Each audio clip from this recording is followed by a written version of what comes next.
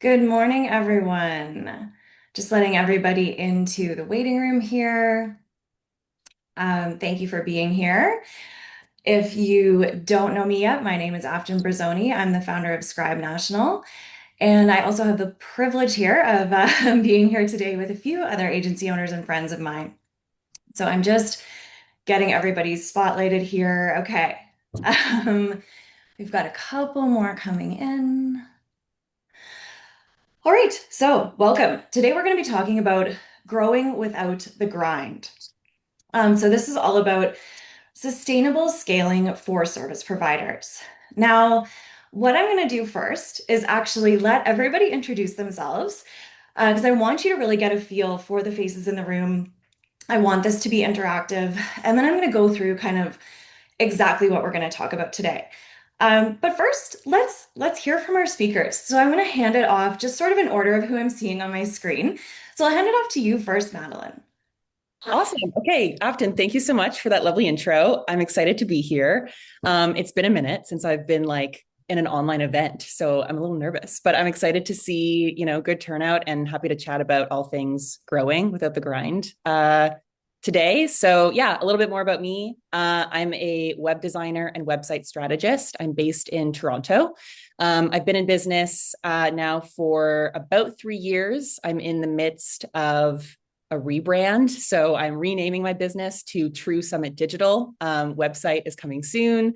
But yeah, services haven't changed. I still offer web design and website strategy to professional service businesses and e-commerce startups. A lot of my businesses are small. A lot of my clients are small businesses that are growing, ready to revamp their web presence. And yeah, that's me. Thank you so much. Thanks, Madeline.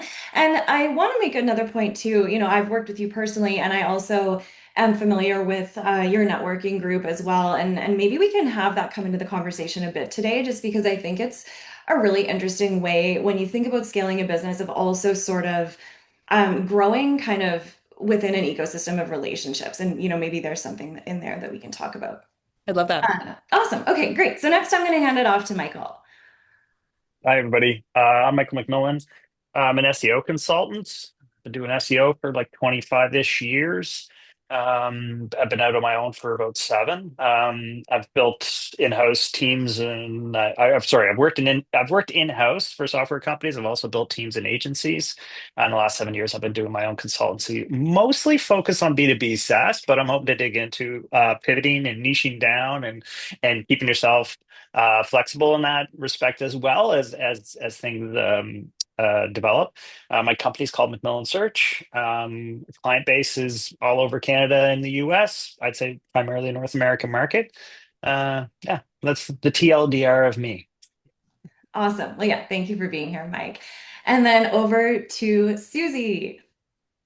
Hello, thanks everyone for having me. So Suzy Rounce, my husband and I own Switchback Creative, and we're brand storytellers. And I'm the creative director and designer, and my husband's a full stack web developer. So we do lots of custom website development, and along with advertising, lots of graphic design, brand development, things like that as well. And we definitely, obviously because we're dealing with other businesses, we're dealing with a lot of service-based businesses. And really just that I love this idea of being able to grow without, kind of killing yourself in the process. And we have learned a lot of lessons along the way. We've been around for, I think we're in our 11th or 12th year now, and really worked with clients all over Canada and North America, really different sizes, really just those that want to kind of bring their story to life and kind of do things slow and steady and just that consistent grow, which kind of fits with our name Switchback is really just our philosophy on things is taking your time and getting to where you want to go without kind of killing yourself in the process. Awesome. And I have been working with Suzy and Trevor since 2016, and they are just wonderful people. So yeah, I'm really excited for this. So let's kind of hop in. I'm going to be letting people into the room and doing a bit of admin logistics on the back end as we go. But really, I will kind of just lay out up front the main three categories of things we're going to be talking about. We did get some audience questions in advance, so we're going to dive into those first. And then we will have time for questions at the end. But if there's something, really, really pressing that you just really want to ask, please feel free to use the put your hand up function or put it in the chat. I'm going to try to monitor that as well. Yeah, so we want to keep it interactive, like I said. I think one of the biggest things, and one of the first things we'll really be talking about here, is how to scale your service business without burnout or lowering your standards.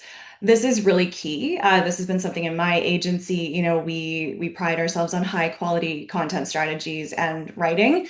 And so scaling that while maintaining the quality, is always something that's on the mind, I think, of a lot of business owners.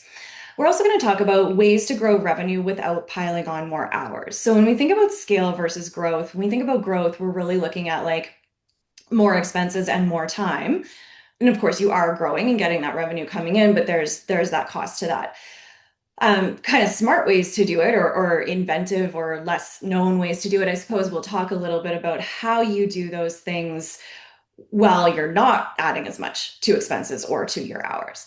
And then the final thing we're going to discuss as well is systems, workflows, and support. So just sort of, I guess, tips and tools more so that can really help you grow sustainably, because obviously we don't want to do this all alone and we don't want to do it from scratch. So that's probably all you're really going to hear from me kind of until the end. I am going to get started over with the panelists with the first question, and I'm going to go in reverse order of what we just did. So, Suzy, I'll go to you first. So, this was a question submitted in advance by the audience, and it is, how did you know it was time to hire support, and what did your first hire look like? Mm.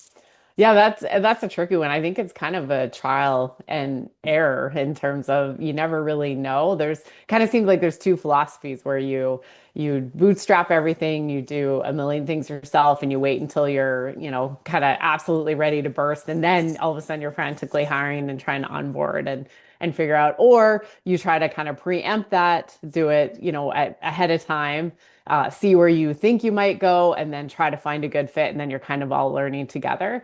We've done it both ways, and there's definitely pros and cons to both. I think probably the more proactive in terms of trying to see where you're going and what you might need down the road, and be able to set up the systems and processes of how your company works and what you're hiring for and how you want to do it. And some of that job yourself, I think is kind of the way that it works best to start. Sometimes you think you need something, and if you don't know how to do it yourself, and then you're trying to hire someone to fit that role, it can be really scary, I think, as a business owner too, because then you don't really know if they're doing it right or wrong.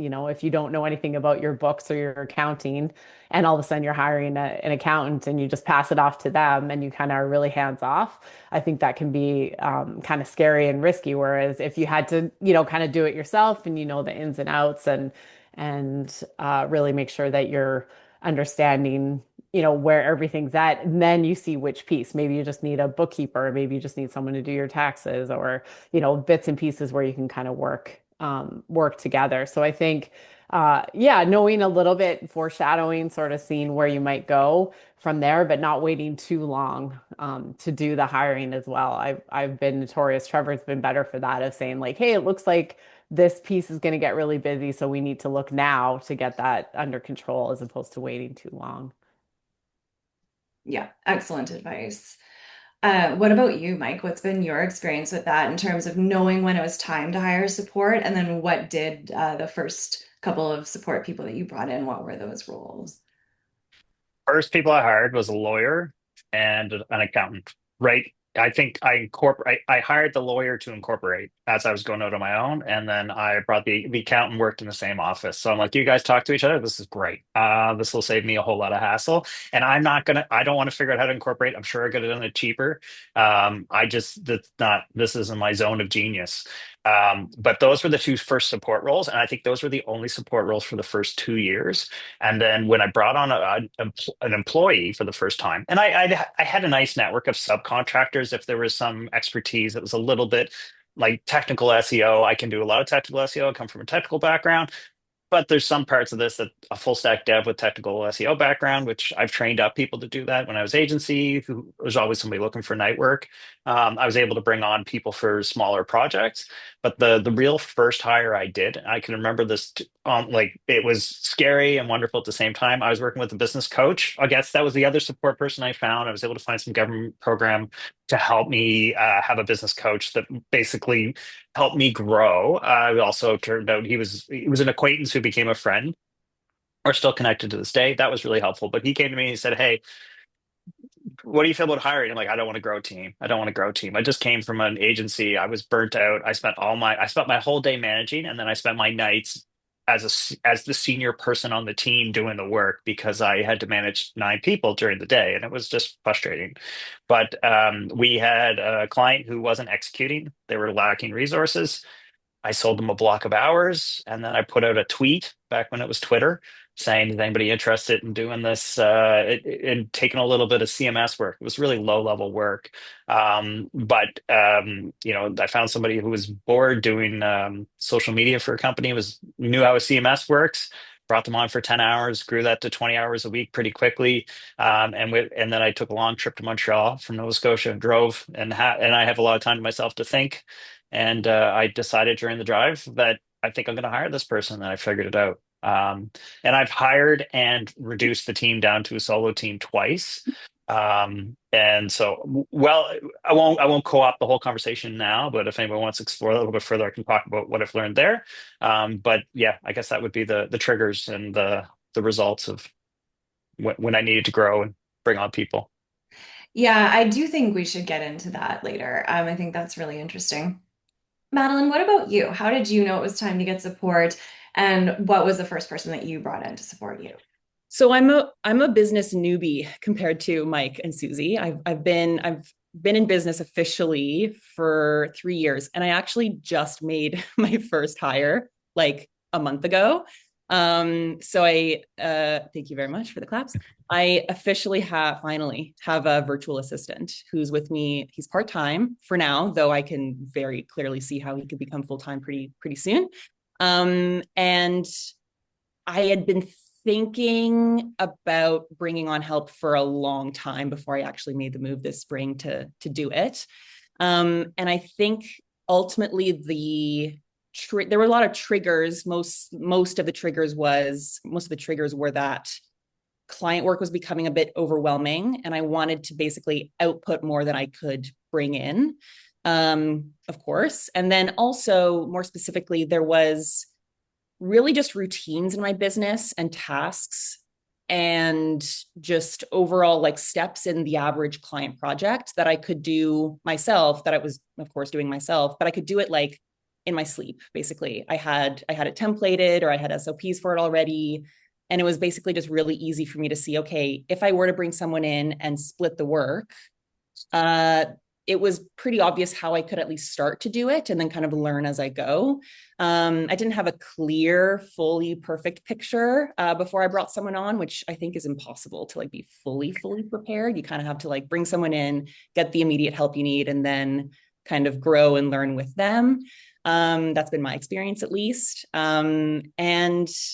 And yeah, there was another big trigger for me also was um, I was really neglecting the actual marketing of my own business hugely. Like I was really just focused in on spending all my time on client work, really delivering the best I could possibly do for my clients, and really relying on a healthy network and inbound leads pretty much to fill my pipeline, which is all great and good. But I was neglecting my own website. I was neglecting my own content, my own LinkedIn presence. I don't have a newsletter yet. I'm working on it. There was just so many ideas that I had around what I could do to promote myself and my own business. And I was just simply not able to do all of that and balance client work as one person. And so far, about a month in, having a virtual assistant has been huge in just getting the ball rolling on those additional marketing strategies that I want to roll out. And yeah, I can already start to see how they'll become full-time, how I can potentially bring in another person on that front. I have also worked with coaches a couple of times in my business. They've been like separate vendors that I've hired for a very temporary amount of time, maybe like a month or a few months, at different instances of my business, wherever I had a bit of a block. I've worked with a coach on time management strategy. I've also worked with a coach more recently, a more strategic coach around pricing, like how to structure my services, how to structure my pricing, figuring out better, kind of more streamlined strategies around delivering better client projects. And so bringing on that temporary help has been huge for me as well. So yeah, that's it. No, I love that. And I think, one thing I'm really taking away here is, although I completely agree with Suzy that like the more proactive you can be, the better. But I'm also seeing a kind of a theme from what you all are saying is like there is actually no one specific or same way to do this. Like in my instance, I was similar to Mike. My first two hires were a lawyer and an accountant. That was about 4 months into, no, that's not right. It was about maybe 8 months into my business. I had my business for 6 months part-time before taking it full-time. So I think it was about 4 months full-time into my business that I hired the lawyer and the accountant. About 2 months after that, I started bringing on contract writers. And so that's in contrast to you, Madeline. Like I've never had a virtual assistant or any help on the admin side, but I've always had contract writers. And so the client delivery was where I outsourced things. So yeah, I think there's some flexibility in how to do this. Now, there was one more question on this from the audience that I wanted to go over. And Madeline, I guess I'll go to you first because the question is kind of related. So it's about when did you decide to hire for skills you already have? So in your case, it would be like the web design versus things you either don't enjoy or maybe want to take off your plate, like the admin. So I guess for you, why was it the admin that you decided to hire out as opposed to getting another web designer? Yeah, great question. I think it was, I I see myself eventually bringing on other contractors who do similar work to me. I think that could be a really great way for me to grow as an agency. But so far in my business, I've really enjoyed being the point person between me and my clients. And I really like building that sense of trust between the founder of a business who's looking for a web designer. They meet me, we build that trust together, we work on a project together. Oftentimes my projects are very collaborative. They take a while, like at least a month usually, to deliver great work for my clients. And I really like that, like personally, I like that client relationship. And I also personally like being a web designer by trade. Like that is where a lot of the passion is for me. I'm also, of course, passionate about being a business owner, but I'm also very passionate about just like being good at my craft. And so I found that there was a lot sort of clogging my time and preventing me from being as good a web designer as I could be. And that honestly was a lot of admin that kind of just clogged up my time every day and every week. And so I guess that was the main motivation. I knew that I could outsource pretty easily the tasks that, could be basically like automated, but needed another like set of hands kind of tending to them properly. Things like basic communications, things like putting content into templates, things like getting the ball rolling on content, so like website content or LinkedIn posts or things like that. Just small admin tasks that I found myself, because that's not part of my craft, I was taking too long to do them. And so I brought someone in to kind of at least take on part of it. And then also separately from that, I have found that on larger projects, so as a web designer, I often find it's very useful to bring in other vendors for my clients.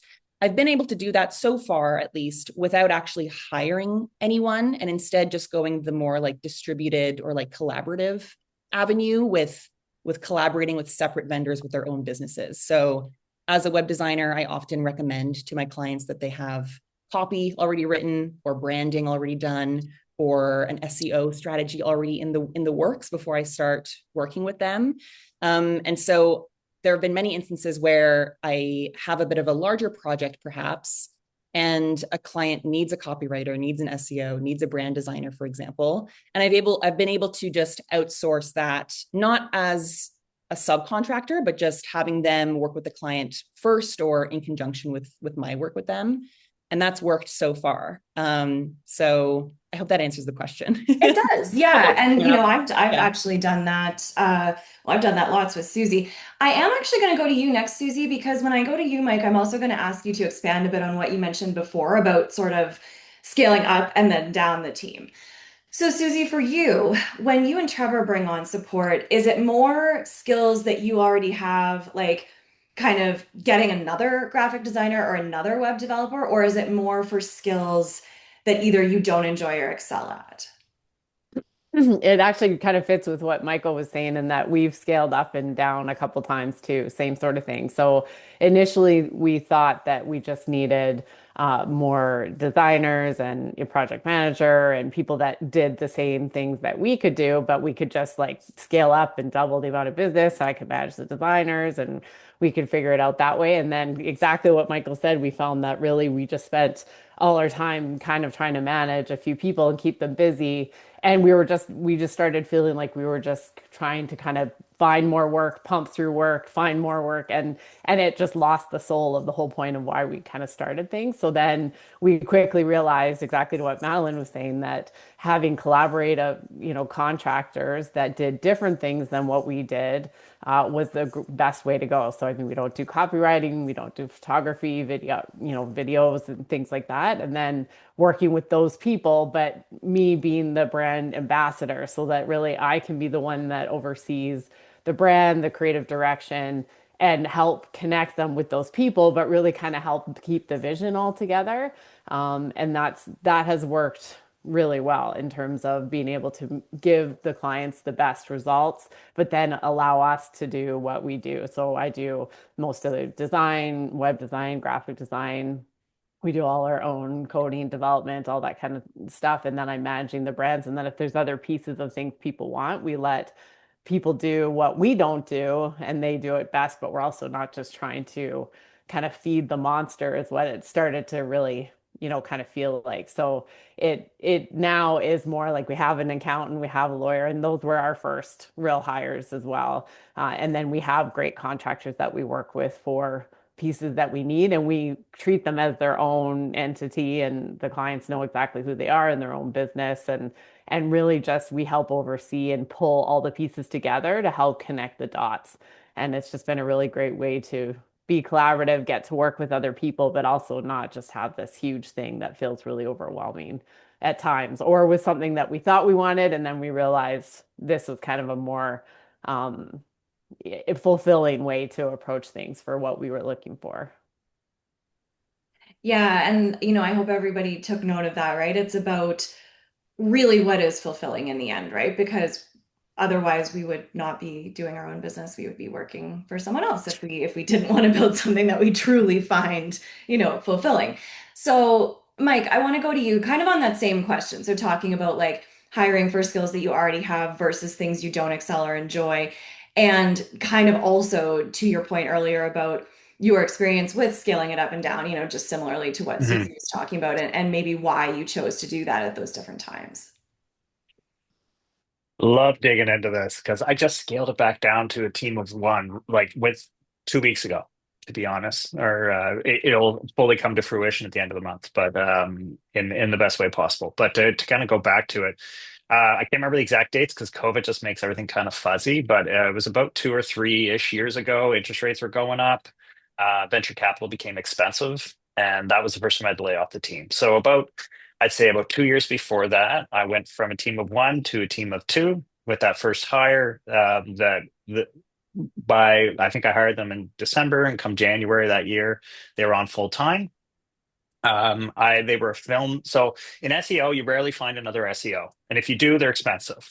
So what I would do is look for aptitude. So I found a filmmaker who was bored and wasn't working in film. And he was a good storyteller. And he was a good writer, and he was funny too. So we made him our content person, and they were great. So that was the first hire and the first full-time hire. And when I brought him on, I could have health benefits again, which was amazing. My God, I got a massage twice a week for like not twice a week, twice a month. Sorry, for like the first couple months till I tapped that out because I was just like, man, it's been forever since I had a massage. It was awesome. And shortly after that, we started seeing opportunities. We were getting lots of work because, like I said, when venture capital became expensive, and we were dealing in B2B SaaS, a lot of these are venture-backed companies. They would have back in those days, they had full marketing teams. We're talking like a marketing engineer that focused on the website, a handful of in-house writers, and also a handful of people that were subcontracted as and these were like the doers, and they also had execution, or they had execution people. They'd have strategy people. They had a full team of marketers, and they rarely had SEO, so they'd bring us on as that additional layer, which was really great. So we started building out the team, and the three hires that I brought on first, excuse me, were technical SEO. Then as well, the content person, which I mentioned at first, technical SEO, and then backlinks and outreach, which we brought on a PR person, and then we brought on somebody to build us internal tools. We hired a student at the local university for 4 months, then brought them back for their second work term. We got it all funded, which like look for funding programs, apply early.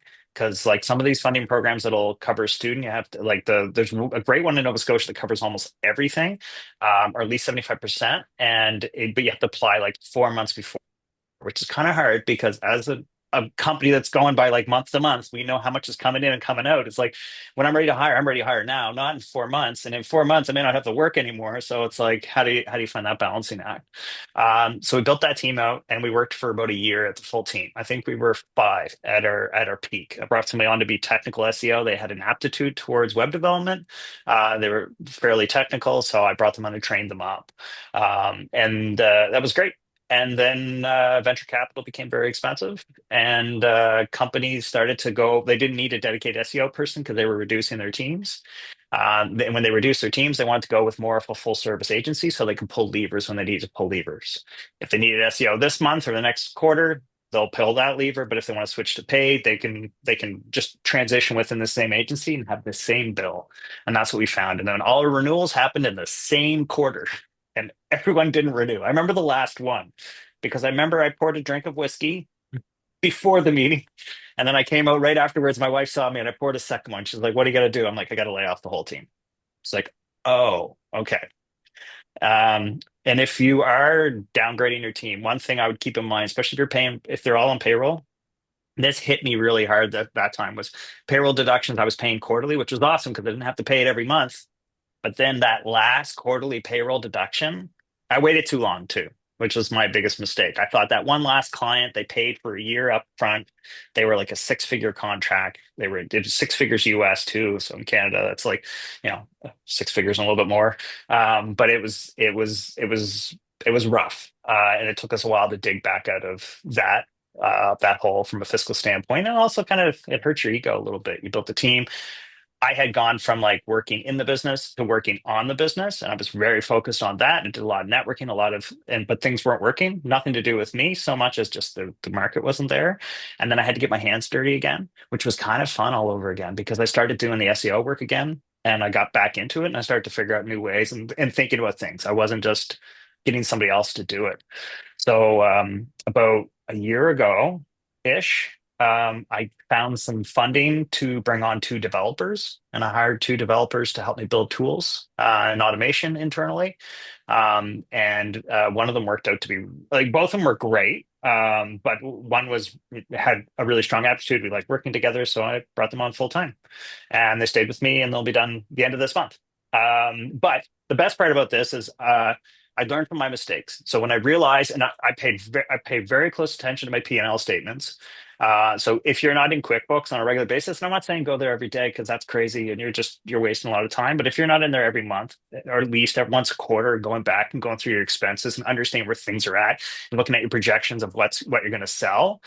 Like I knew at the end of this month or the end of last month that we don't have enough work to keep things going. So I laid them off at the a month early. I'm like, I'll give you your official notice in the 2 weeks, but this is where things are at. And I don't want to sugarcoat anything. It's easier if it's a small team too. And there's just two of us. They're kind of like a sibling. They know everything about you. You work together so much, and yeah, you kind of go through those roller coasters. But we also, I knew they had a very big aptitude for entrepreneurship as well. So I'm like, hey, why don't we just all our work next month becomes contract work, and I'll stay on and mentor you from starting a business, like learn from all my mistakes. And they were really keen on that, and so I feel like it was the best of both worlds. I don't feel any fear of taking on any project because I can contract that work out to the next month, and we're wrapping things up. And I've given a month, so we're like wrapping up client work, and then we're just working on standard up like the SOPs for the work that they've been doing over the last little bit and all the tools they built. I need to know how to use them because they've been the trigger person on them. So Hmm. Wow. Yeah. I mean, I can only imagine like that there is, a lot to that, both from the financial and then just also like the emotional perspective and the people perspective of going through that. But, it sounds like you said, you learned from it, right? And so, yeah. And I think personally, the contractor model is awesome. I've used that well, my business now, it's been almost 6 years. I've used that, right from basically 6 months into my business until now. Some contractors have been with me for years and they're fantastic. So certainly just, yeah, for everybody, like there's no one exact way to do this, right? I do have some questions in the chat that I'm interested in getting into. Yeah, there's just so many good things we could talk about because I have my agenda, but then I also have some comments in the chat that I want to address. Maybe I'll do that quickly because we do have obviously these people here live in the chat with us. So I'm going to go to you, Madeline. Just a little bit of thoughts on how you give up control. How, when you have this virtual assistant now, how has that been for you? How do you give up control? Oh, that's a great question. I'm actively still learning how to do that. I would say I don't sorry. have, to be honest. Yes, it's.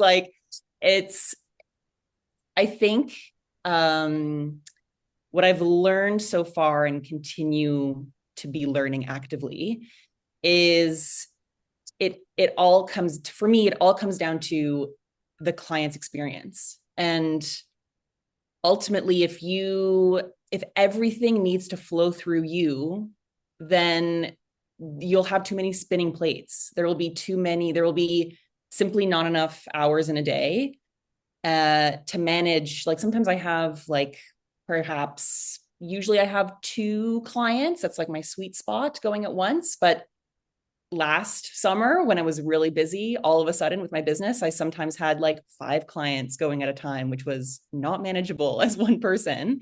And that was when I really started to percolate on what bringing in help would actually look like, because I was noticing a trend with, the more projects I took on at one time, the less quality each project could be. And of course, there was the promise of bringing in more revenue, but also more time spent for each project meant the revenue was stretched out more. So ultimately, it wasn't actually making me any more money to be more busy at one time. And so letting go of that control, it also just letting go of control meant that ultimately clients would ultimately get better results. Deliverables would work out quicker. They would actually get out the door faster. Communications would be faster as well. And also it was a big, this whole process has been a really big motivator to actually get like systems written down in my business. Better systems means everything goes faster. It's more reliable for the client. It's more reliable for you as the business owner. You can really see, a pattern of how each project goes at scale more. And it also means that as a business owner, I'm able to see eventually what this business can look like without me being as involved as I am now. In the long term. And that's important too. I love being a web designer. I really love being a business owner, but I can also, even at this very early stage in my business, I can still, I'm starting to see and dream about kind of what this looks like 10, 20 years from now. And I don't want to be in the weeds as much, of course. And so kind of planting the seeds of making your business work really well without you needing to do everything is it's really motivating. And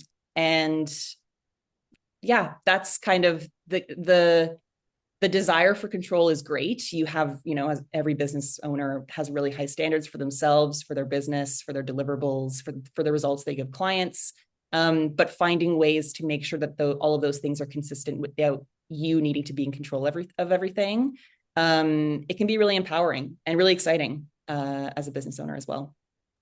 Afton, can I just offer a little alternative, I guess, playing devil's advocate in terms of some things we've seen? I totally agree with everything Madeline said for sure. But I think sometimes the question that comes to my mind is, do you really want to give up control? Like, is that really your vision for what you want of a company? Or is it because we're just told that's what we should do, is we should always be scaling up, we should always have more people, more money, more projects, more clients, more time, like more time? Is that really it? Or is it that you need to be more selective of what types of projects you do, type of work you do that is more profitable and more enjoyable? So I think sometimes that's a question I at least like sort of ask myself is do I really need to give up control of this? Should I actually be giving up control, or should we just be more selective about the things we're taking on that we really enjoy to do? So your work is just more satisfying, I guess.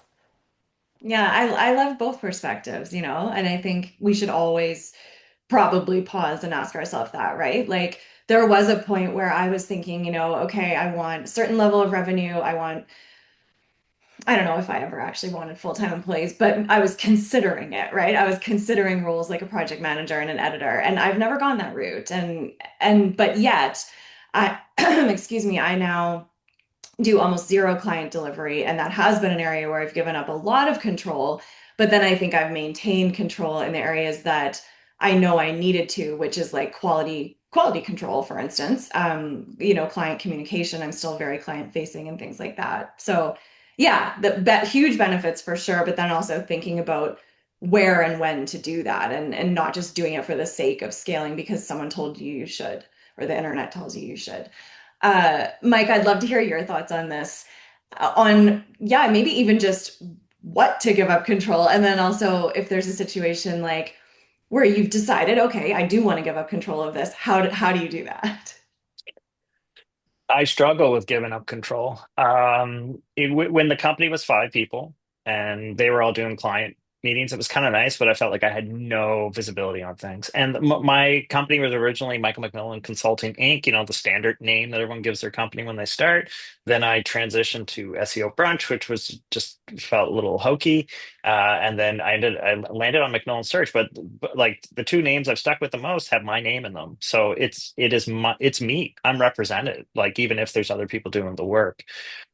So giving up control has always been a struggle, but like giving up control over bookkeeping, not a struggle at all. If somebody wants to go through my receipts and do all that pieces and talk to my accountant and just CC me on things so I can make sure things, I have no issue giving up control over that. A couple things I've given up control over, like when we get into like talking about scaling, a project I try to do once a year right now is customer discovery calls with customers from the past, like people I've finished working with. And we did that exercise. I did it about 2 years ago because we were working on a product, and it really like just it led to a pile of different work. It was also just great to reconnect with people, and it gave you some insights on like what worked. I gave up control on processing those videos, and I did the same project this year to help us develop our newsletter because we interviewed old customers. I did the interview. They don't want to talk to some dude I hired, some person I hired. They want to talk to me because that's who they worked with. And then also led to a couple proposals going out, and they're all still in the pipe, but there could be some more work. So, but having somebody process those videos, and yes, I did run them through ChatGPT, the transcripts, of course. Like we know we can do that with AI, but I actually paid somebody to go through the videos who's a content creator and help me identify things. So it was interesting what came out of that as well that wasn't picked up by tools by ChatGPT, but I gave up control over that because I did not want to do that part of it. So and right now I'm very involved in a lot of the client work, and they're paying for me. So I don't have to give up control, I guess, at this point, other than those tasks I don't mind giving up control over. But yeah. Yeah, yeah, it's a nuanced thing for sure, right? Because, like was mentioned in the description of this event, high standards, right? We do want to maintain Hmm. those. And, I think kind of goes back to what Susie was saying about like probably being selective in what you're, doing and giving control over. I want to switch gears a little bit. We have talked about finances a bit. So I have an audience question that was submitted in advance. And Susie, I'm actually going to go to you first with this one. It is, how do you negotiate fair pay with your team? And when I say team, it can just be, like full-time subcontractors, whoever, just the support person in the moment, while still maintaining healthy margins and take-home pay for yourselves. How have you navigated that?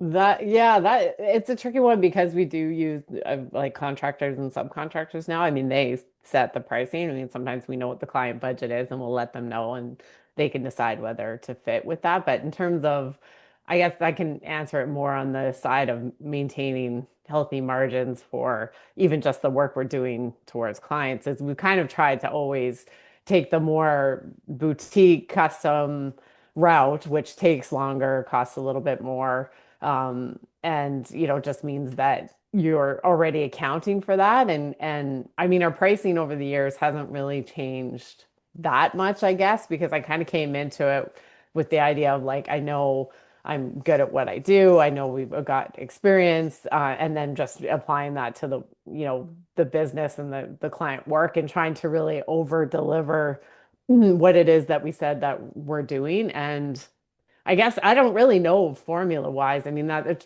Trevor's definitely the nuts and bolts kind of money guy for it, but I guess we've just tried to always see what view breaks down, breaks everything down for us, even though we don't quote hourly, we quote project based. But when we're trying to figure out, okay, well, what's our hourly rate for experience as we've gotten more experienced over the years, and how, has that changed? And then how does that apply to a project? But I don't know if I really have a good answer for how I've actually figured out how. I mean, I definitely, you make sure you're always putting a certain amount, like every project we get paid for, we're putting, 20% aside just for savings, like no matter what, and you're just kind of working within the rest. But I'm not sure if I have a really good answer for an exact formula. I think, maybe Michael or Madeline might have a better answer for that. Well, no, and I think that was really insightful. Like people need to be setting profit aside, right? And making room for that and thinking about that. So no, I do think that was definitely helpful. Madeline, I'm going to go to you next. So, and I mean, nobody answering needs to give me like specific numbers or anything like that. I probably should have prefaced with that. But yeah, just really a question around like in the case of this VA, how did you sort of think about that fitting into your budget as a line item so that you know that you can still have a good profit margin for your business? I think honestly that question was what kept me from actually hiring a VA for so long, because it was really as a business of one up until now. uh all of my business bookkeeping has also been very overlapped with personal bookkeeping as well. And I really like the idea of having a super lean, efficient business. And just generally spending money makes me nervous. And especially as a business, I you hear the advice all the time of like move fast and break things. And that's good advice when it's relevant. But I didn't want to that was something I was nervous about, to be honest. I didn't want to bring someone on only to not be able to afford them 2 months later. I was obviously, I'm new to building a team on my own. And so I really wanted to move slowly. And so right now I have basically like for me in my business, the most affordable option to start with, which is it's a virtual assistant and they're part-time. And I'm in month 1 of this, and already though I can see how it can be. This is a profitable model for me right now. I can see how bringing them on full time can be profitable as well. But I really try to like stick close to my numbers every month. I haven't actually outsourced a bookkeeper. I'm still doing that, and I'm weird in that I actually don't hate doing my own bookkeeping, and so I like being in the mix with all my numbers. and forecasting, and of course eventually that'll become overwhelming and I won't be able to do it all on my own. But for now, I really do like being high touch in that. And so I think my only advice there is to move slowly. Don't wait too long though. Like I think I really could have used this help 2 quarters ago. And so it's, I'm someone who tends to move slowly with bigger decisions like that. But for now, I think it's really working. I can start to see how it can grow and scale really well. And yeah, so far so good. Yeah. Yeah, I can certainly relate on, and I've heard so many business owners tell me like I want this support, but I'm not sure from a financial standpoint. And I think there is that balance. Like obviously we need to keep reality and being prudent and all of those things on the table. And then sometimes we also need to give ourselves the opportunity to try it. And as you said, now you're seeing how it actually can make you money because it's helping enable you to do the client work. But yes, and everyone has a different personality too. And some people are more inclined to do the move fast break things. Some are the slow and steady. And especially when it comes to money, we all have definitely our own sort of feelings around that. Mike, I'd like to. Oh, go Also ahead. say, Yeah, sorry, yeah. just to add in, No. hearing you speak, I have more ideas to share. But I think bringing someone on has really it's been super helpful in forcing me to think about like what the actual profit making actions are in my business. And now that I have someone else who I'm accountable to, it's forced me more to say, okay, what are actually our priorities? Like I know what my priorities are, but what are the actual like what's the breakdown of tasks that we do this week, this month, this quarter, this year to meet those goals? And so in a way, now that it's not just me managing my own calendar and my own projects, and my own tasks, it's really been a great exercise in kind of forcing myself to be more in focus with what's actually making the business money, which is super helpful, obviously.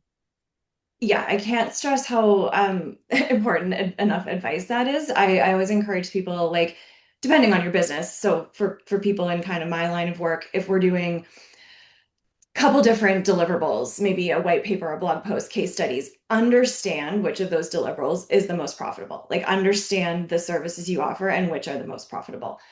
So yeah, thank you for bringing that up. So Mike, I want to take this question over to you. So how have you negotiated fair pay with your team? So whether you're full-time employees at the time or contractors, while still maintaining healthy margins and take-home pay for yourself. I have a formula for everybody. It took me a while to figure it out, and it's always a working formula. So if anybody takes this as a starting point, then go with it. So what I did is figure out exactly how much a month I need to live comfortably. And I support my whole household. My wife's I have 2 kids, and my wife is in school right now, finishing her master's. So I'm the primary breadwinner. And that amount of money. So what I've done is I've paid myself the maximum salary that maxes out your CPP. So if anybody's Canadian pension plan, so at least that part's in there. But I don't pay myself any more salary than that. But that does not meet that threshold. So I pay the rest of it in company dividends once a month. So I know that mortgage is covered, power bill, all those things, groceries, all the things you need to do are covered. And then I backward engineer this to a system. I originally discovered it through Profit First, which is an interesting system if you want to dig into it. But what it is then my owner's compensation is 50% of my cash taken. And so I can backward engineer that number to the 50%.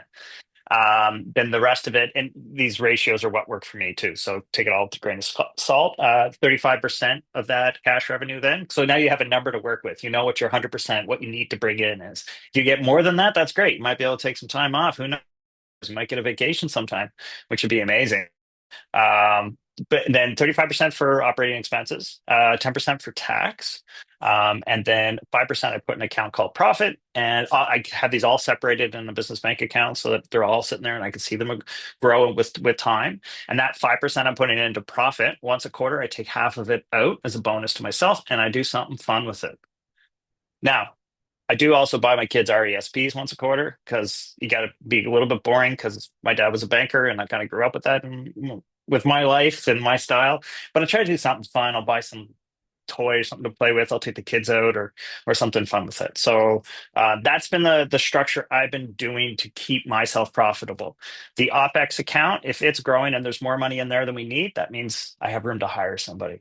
If not, I have to go back and look at everything because OpEx is everybody else. Now, I will say when I contract people, that comes off the top. So I don't consider the contract costs for it. That's not part of what I consider for cash revenue. So that's been the way I've approached it. I run those numbers once a month to make sure they're right, and then I really dig into them once a year to see if it's working for what we need. Usually around my fiscal year because we're gonna have to pay a bunch of taxes and stuff. So yeah, Yeah, I love that. Thanks. Maybe what I'll do, Mike, if you don't mind, is I'm gonna go to the next question and speaker, and maybe during that time, if you could just like put a little note in the chat with that formula for everybody. sure. Just the, if it's like nothing too onerous, but No, if you don't mind, yeah, I think that's super helpful. Okay, so moving on to kind of beyond working with, team members or subcontractors, I want to get a little bit into a different topic here, and I'm going to go to you first, Suzy. So, what other changes to your business, perhaps such as pricing or offers, or maybe even like the way you do things, have helped you grow revenue without adding more hours to your week? Yeah, for sure. That's a really good question. Definitely, we have touched on it quite a bit, but templating and figuring out processes for anything you can with regards to like dry things, whether it's like first inquiry from clients and having templates and information sheets and articles that people can read or good information on your website where people can really start to figure out what you're about that you've created once and really you're just customizing a little bit of it and sending it to people over and over again.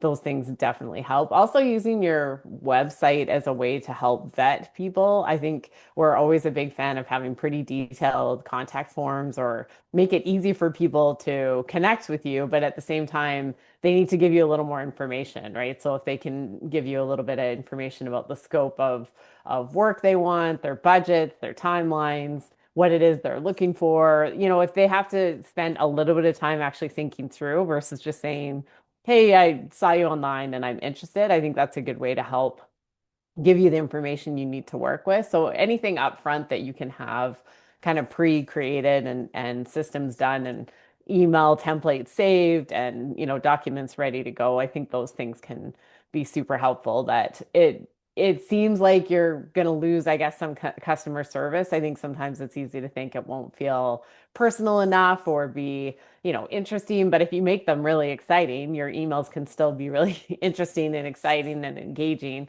and you can still customize based on what you said. The more I, in a talk I had done a couple weeks ago, I was looking up, kind of research for like response times and emails and things, and people want a reply within 4 hours of an inquiry, and after 10 hours or something, they're more likely to just go somewhere else. And some of the most horrifying stats were that 60% of businesses don't even reply to people's emails. I Like believe that. yeah, I do too, because I experience it on the customer side. But that's insane to me. It's like if somebody's interested in what you're doing and they're actually reaching out and they're coming to you, make it really easy for yourself to get back to them right away. And maybe you don't even have time to pull the information together or you don't have a virtual assistant or something. I mean, that's where those things can be really helpful is that if you have a standard for you're like, hey, we as a company get back to people within X amount of time. You had things all set up, ready to go. Your chance of converting them is much higher. And they came to you, like all the work you did to kind of create these touch points out there has now done its work and somebody's there and then you're going to just kind of let it sit like that. It doesn't even make sense, but it's really those things can certainly help you just make sure you're capitalizing on things. If you have a really great experience for your business systemized, so it's like creating that wow cool moment of something that you do as a company, but you have it in a way that it is in a document, it is ready to go, but it feels really cool when somebody receives it. I think that's kind of the best way to save yourself time and hassle, but also create this really cool experience for anyone that's engaging with you, whether it's at the start of your process or at the end, how you invoice or how you deliver something. I think those are great ways to make sure the experience is the same every time, but it also is an opportunity to really wow people with what it is that you do.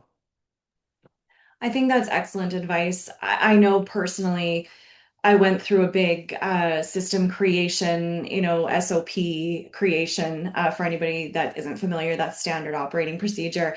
I went through a big process of that. I believe it was in 2021. And it was a complete game changer for my business. And, Suzy, you actually mentioned this, I think it was in your previous answer, but you alluded to the concept of effective hourly rate. Like you were saying, we don't charge hourly, but we know what we're making. And so what I've noticed in my own business is as my systems have become sort of more tried, true, and tested, I've noticed my own effective hourly rate more than double. Even though, our prices, like we increase them incrementally over time, but we're not taking clients for a ride or anything. We try to maintain competitive, affordable prices. Obviously, high quality work, but still like but even within that, even within keeping the pricing relatively the same, my effective hourly rate has more than doubled because of systems and because of the efficiency that they enable you to have. So Madeline, I'll go to you with that. So aside from bringing in the VA, what would you say have been changes to your business? And thank you for that, Mike. I was sorry to put you on the spot, but I think that's going to be really helpful for people. So just so everybody knows, that's now in the chat. So yeah, Madeline, other changes to your business, it could be pricing, could be offers, could be systems that have helped you grow revenue without adding more hours. So I will speak to how I've switched up the way I deliver my client projects. So the bread and butter of my business is building out a new website for a client. They could be a service-based business, they're a small law firm, they're a real estate agent, they're a service provider of some sort, or they're a business providing a service, or perhaps it's a smaller like local e-commerce e-commerce brand or a retailer that's trying to extend into e-commerce. And no matter who the client is, they need a new website, and I build it for them. And what I've done this year so far is, instead of saying, okay, here's my one big number to develop a website for you, I'll ask you for a deposit, and then the rest at the end when it's all done and published and live, I instead have been able to bring in more revenue and effectively just pay myself better and price my projects more fairly by splitting up the work into strategy and then implementation. So same clients, industries haven't changed, the types of clients, the people haven't changed, but they come to me with a request to build out a new website. And instead of first pitching them on all the bells and whistles that a website can have, the outcomes of a great website, what that can do for their business, all of the details of what can be included in a website, instead of pitching them on that first, I instead pitch them on, I will take a week of my time and build you a strategy for your website. And that will include the structure of the website, recommendations for other vendors that I recommend you bring into this project to make the best website possible, some like high level SEO research, keyword research. If it's an e-commerce business, how I would recommend they bring in like other tools, like on top of their e-commerce platform, what other tools for their shipping strategy, or what other tools for their UGC content might they bring in. Basically, I build them this huge like deck of really valuable information that they can then use on their own internally in their own business and implement a great website, or we can then move forward and work together on implementing that strategy.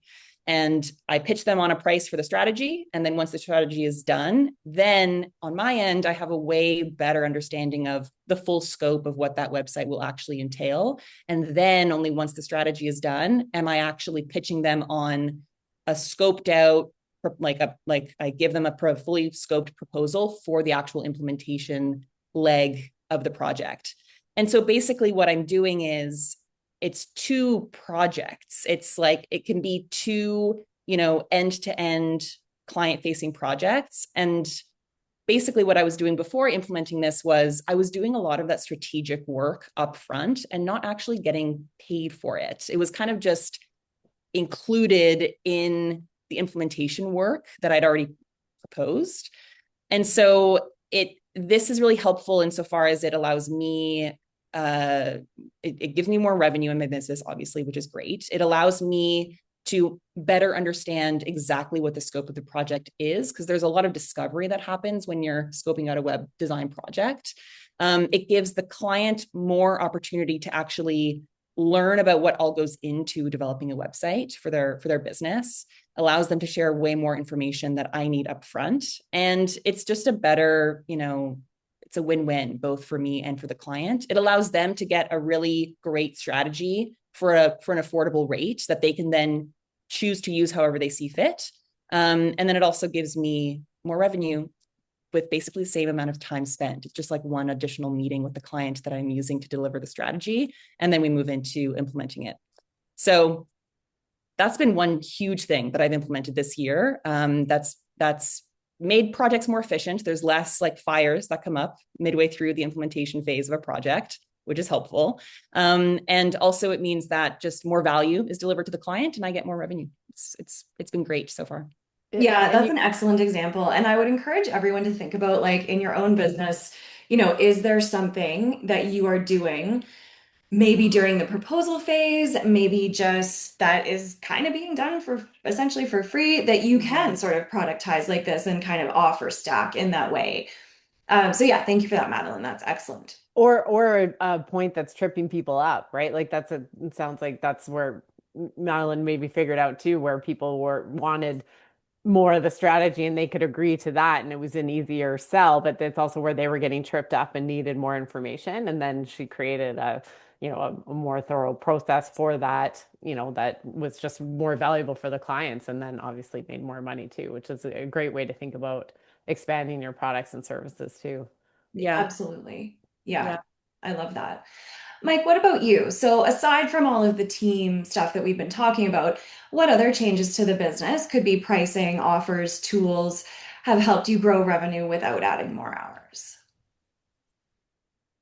Um, Transcriptions would be the biggest return, in my opinion. And the way I've been leveraging transcriptions. So if I meet with a new client, Fireflies has been in there for probably 2 years at this point. I use the closed version of ChatGPT, like the business account, so it's not training on the data. I can upload that transcription and I can have a proposal out very quickly. I also do those proposals in Pipedrive is what I'm using right now for CRM. It's fairly affordable. I've used all the expensive ones like Salesforce and HubSpot. Overkill for anybody that's a solo service person, but Pipedrive is about 100-ish bucks, I think, a month. It does everything you need it to do. It can automate a handful of things. I still don't automate a lot of like the follows and whatnot because it's kind of a little bit more smaller companies. But the on top of taking those transcriptions for creating for creating the proposals, which means you can get proposals over very quickly, which means you have a better chance of getting them closed. I also take those transcriptions once a week and feed them all in a custom GPT that I've developed that helps me develop a newsletter. So it gives me a first draft and newsletter, and then also develop LinkedIn content around questions. And that custom GPT is trained on those customer discovery calls from earlier in the year, where I've talked to people and what actually resonated with them and what was really important to them. So it helps me develop LinkedIn content, so I can at least post 3 times a week. And it's first draft. It's not all automated. And I don't know how many times I have to, even with the trained GPT, go back and so I need this in my tone and voice, please. This does not sound like how I talk. You have lots of transcriptions about how I talk. Make it sound more like me because this is not, and then I still have to manually edit it. But my God, does it ever make it easier to stay on top of your own promotion and your own newsletter? That's been huge for helping us at least develop a bigger presence and get a little bit more invitations to webinars like this, a couple more opportunities to do proposals. And the other thing I would say is like stay in connection with your network on a regular basis. Ping them, not just like, hey, you got work for me, but like, how are you doing? You changed roles, like what's going on? Or you got laid off from here, what's happening? All those people are great. Are great resources to go back on. Like it's so much easier to keep somebody that's already worked with you that's happy than it is to convince somebody to work with you that doesn't know you and has never worked with you before. And the other thing I'll say, and I figured this one earlier on, is I like to buddy up with the leadership, of course, because they've got signing power. But those execution people that you're working with, especially in-house, like buddy up with them as well, figure out what their pain points are and how they're doing. Because every execution person that's worth their salt is going to move on to a different role and go into some sort of role where they get a budget. So you got to think of this as a longer play and like, how can I get better people in there that already know, like they probably know how much you cost, or at least have a rough idea of it. And at least they know how much they like working with you. And it becomes huge. So that network, like you can probably keep the old client as they move on and bring on a new client or at least expand that network. So like just keeping a vibe on that network. I'd also say like go through your tools on a regular basis and kill the ones you don't need. I got rid of Zoom earlier this year, and I've had Zoom for like 6 years because Google Meet does enough that I need it. Like I have missed it a few times. It's kind of nice to be back in here. I know the interface like the back of my hand. I know where how to share something very quickly, and I'm still getting used to Google Meet. But Calendly, there's a scheduler in Google Drive. And I'm not saying go with Google. Just if you're paying for a bigger platform you can't get rid of, say like the Google Workspace, there might be some overlapping tools that you're unaware of that you can replace. And like it's not about making so much, it's not about making more money so much as keeping more of that money. So the less expenses you have, you're gonna that's a lever you can pull and you've got direct control over it. It's probably easier to pull than go get $10,000 more a month in revenue. Like that's a hard lever to pull versus I can reduce $200 a month easily by getting rid of tools that we're not leveraging fully or there's I have redundancy with another tool. Excellent suggestions. And thank you for making that last point. I really want to call out for everybody, the entire topic of this grow without the grind and sustainable scaling. So much of the discourse in business is around growing your revenue. And if that's a goal for you, that's obviously important. I support that.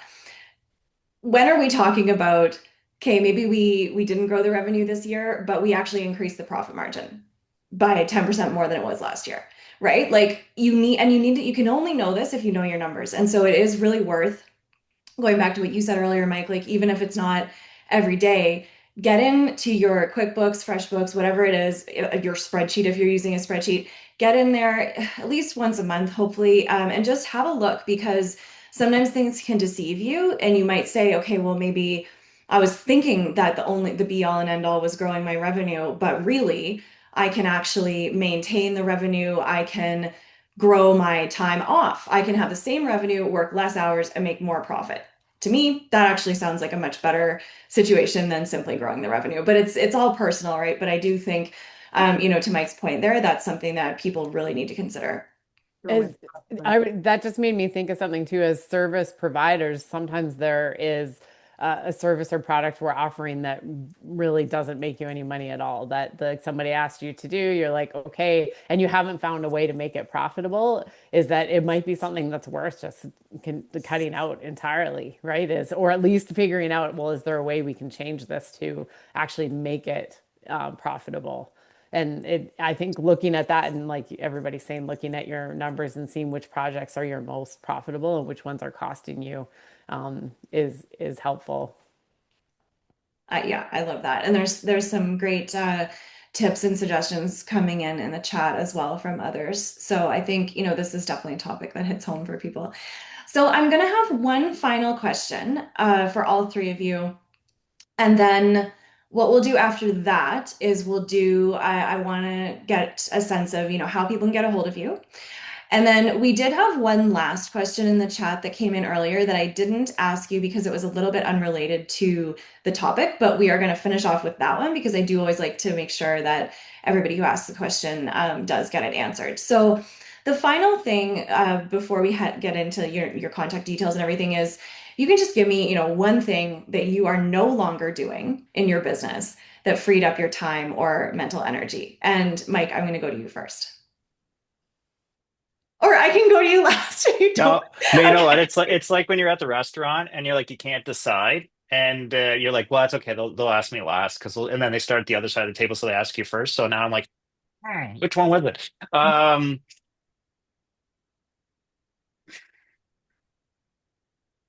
mean, right now it's people having full-time employees.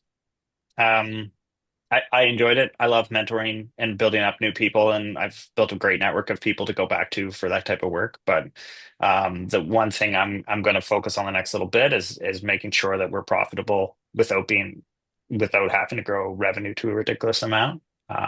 So yeah. Great, great suggestion. Yeah, thank you.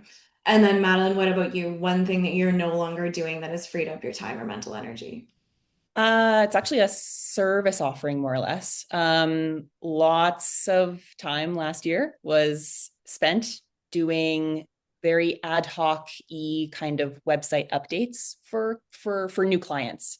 So client would come in and say, "Hey, I have this established website. I love it, but we need to fix this one small thing on this page and this one small thing on this page." And the great people, great clients, ultimately, great businesses, but those types of projects can get really scope creepy really fast. Because I wasn't able to really scope them out like on a project standpoint. So I would just price hourly, and that was a mess, frankly. And so I have now since built a great network of other web designers that I know in my network, and perhaps folks that are newer in business or perhaps have full-time positions but have freelance gigs on the side, that they are always welcome to receive those like much smaller projects from me.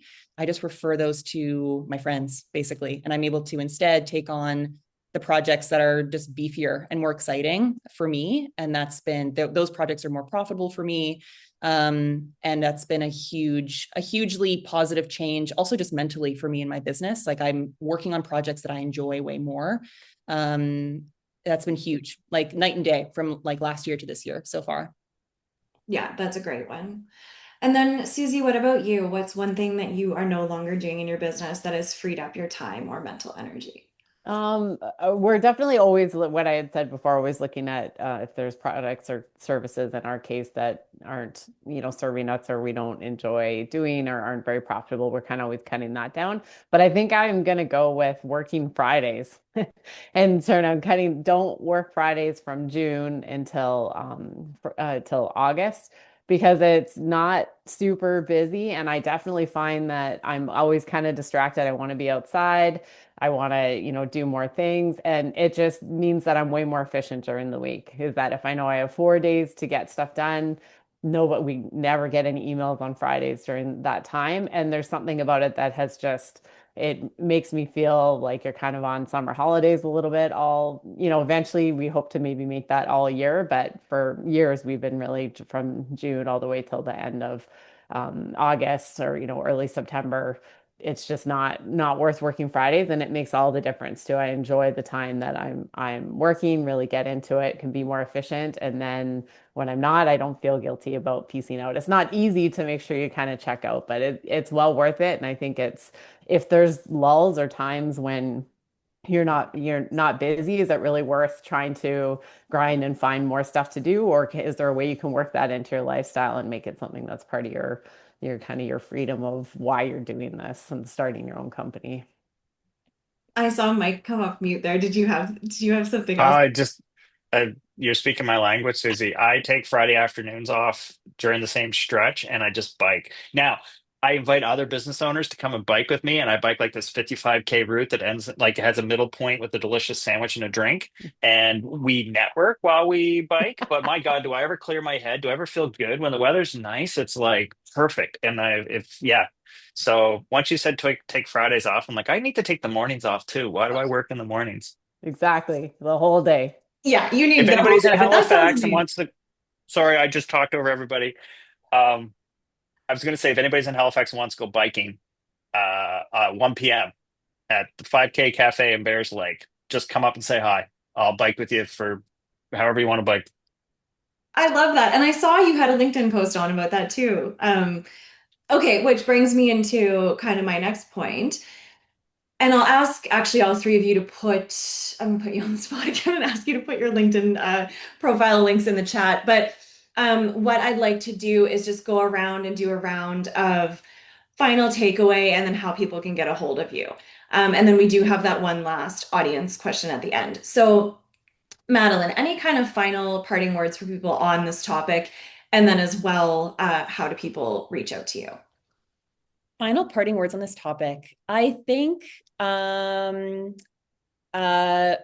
really obsessed with your systems is like the best thing you could possibly do. I think it's been a journey of getting to know what works best for me in my business, and ultimately like being really honest with myself about what I like doing, what I don't like doing, and how I work really well with clients, and being honest about that with myself, and then translating that into systems that are sustainable and work well for me has made being a business owner just work well, practically speaking, and also just genuinely more enjoyable, which is why I'm in business as a whole, right? So those would be my parting words of advice to folks here.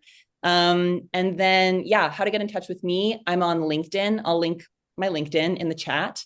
I also host a monthly speed networking event, which thank you for bringing that up earlier, Afton. On the last Monday of every month, me and a community of folks that I've built up over the years, usually it's anywhere from 10 to 20 folks, we hop on Zoom every month. And then I kick off like an automated cycle. People get matched up one-to-one for 10 minutes at a time, and we rinse and repeat that for an hour. It's a great way for me to keep tabs on my community in a fun, like low effort way. It also means that a lot of marketers and creatives in my network get to meet each other, which is fantastic. Find referral partners, practice your pitch, like pitch your services more often. And we do that at the end of every month. So I'll link the registration for that too in the chat. It's free. Always will be free. And hope to see you all there if you're interested. And yeah, find me on LinkedIn as well. Thank you. Yeah, I can attest. I've been to Madeline's events. I think they're great, very, very valuable. And the format is nice because you can meet a lot of people within the time as opposed to having it sort of be just 1 hour with one person. While that's lovely, sometimes we just don't all have all the time for that. So I'm going to go to you next, Suzy. I do see that you have already put your LinkedIn in the chat, so thank you for that. And then just any final parting words for people as well as how they can get a hold of you. Yeah, I guess what kind of comes to mind is that develop a campaign for a wow moment in your client experience. So kind of what I was saying before, if there's a way that you can automate it into a system, but find something that really is an outstanding just moment that you can give your clients, and then you can turn that into a campaign of something that then is repeatable, right? So that you know what you want to say. It has a certain look, a feel, you know when it's executed, you know how it's done, and it's something that anyone could take over, but really just helps give somebody that like, oh wow, I'm going to remember them because of this small moment that really made a difference and really stood out. Um, so I think that's something that's worth kind of investing in. And then once you figure it out once, then again, it's just repeatable and you're able to figure that out. For how to reach us, you can go to switchbackcreative.com, or we do have a podcast as well, or Raising a Business is what it's called. And we talk about a lot of these things. Trevor and I have that. And so you can find that anywhere. And we have a website for that as well, raisingabusiness.com. And we are trying to figure out, we're working on an online course and doing some more. And yeah, otherwise you can just look up Switchback and find us. Awesome. Thank you. Yeah. And again, definitely recommend checking out the podcast and the courses. Suzy and Trevor have tons of knowledge. And like I said, I've been working with them for years. So, and then I'm going to go to you, Mike. And I do see that you have your LinkedIn and your newsletter in the chat, which is amazing. So I encourage people to look at that. Final takeaway or parting words for folks, and then how they can best get a hold of you. Transcriptions. Like if you lean into your transcriptions and customer discovery, like once a year, go back, find your customers you liked working with, interview them, process those conversations, figure out what worked, what didn't. Like that's a great way of reworking your service offering. You'd be surprised to find out what actually resonated with people. I always find that like I should do more SEO coaching for content teams is what I learned last year because the content teams, when they can own it in-house, they can see huge returns, and they just love it because they own the whole piece. The other thing is I'm not tied to a metric. They have to like execute on it, and they get to learn from my experience too. So I think it's a win. Like the metric, I am tied to a metric, their success, but their success can be quantified in so many different ways. So that's my biggest takeaway. I'd say if add me to LinkedIn, I'm pretty open. I'll pretty much accept anybody, even if you don't send me a message. But hey, if you add me after this, please send me a message. If you just send me something blank, and if it has outreach in your title, then I will not talk to you. But that's another thing. And then my newsletter is my thoughts on B2B SEO. Yeah, I do leverage AI to generate content, but it's my first draft and it's all from my conversations with people. So it's a decent source coming in, and but these are what we're seeing in SEO on a weekly basis, and they're not too long. They're not meant to be like this big tome of information. It's supposed to be kind of no BS type of thing. So yeah, reach out on LinkedIn if you'd like to talk more. Amazing. Thank you. Okay, so I don't know how much time we're going to have for this question that was put in the chat a bit earlier because it is kind of a big one. So if anybody has to, we've got about 8 minutes left. So if anybody has to leave, I certainly totally get that. The question was, how did you decide to go out on your own as opposed to working a 9 to 5? And so, like I said, it was a bit different than our topic, which is why I left it until now. And it may not have a short answer, but to the extent that you can, maybe shed quickly a bit of light on this. I'll go to you first, Mike. Um, I know. Yeah. So, I'm any ready for this one. thoughts you have on that? Um, I love working 80 hours a week for myself, so I don't have to work 40 hours for somebody else. You're never off, but that's kind of a cool thing because you can be off whenever you really want to be off. But the big thing that decided me is like I was working all day for somebody, managing a team, and then working all night to be that senior leadership, and I had no control over the work that was coming in. I didn't. I liked some of our clients at the time, and I'll leave it at that. But I will say that every client I have at the moment, if I don't enjoy working with them, the relationship's not going to last very long, and you can end that. So that's the main reason why I do my own thing. And after a certain point, you're kind of unemployable because you're just so used to doing your stuff on your own in your own way that no one's going to really touch you. So you kind of you're in.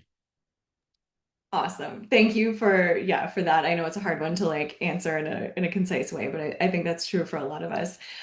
Susie, what about you? How did that decision come about for you?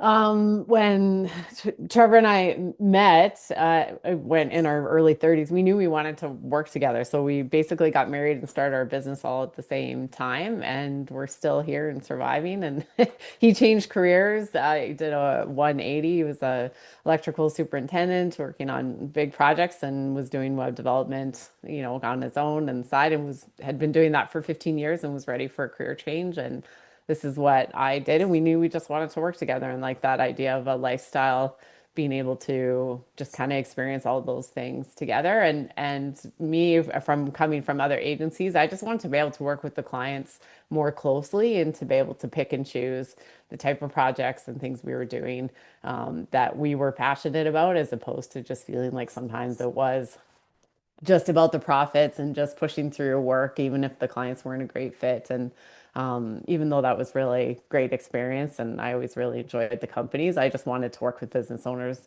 more directly. So it was a scary decision and hard to think our whole family would be all in on this, but it also means that you just find a way and you figure it out. And you always have a plan B if we needed to, but we knew this is what we wanted, so we just figured it out. I love that story. Yeah. And you two were some of like the first people that really were a model for me of like, this is how you do this, and I find that so interesting and awesome. So thank you. And Madeline, what about you? How did you decide that you knew you wanted to go out on your own?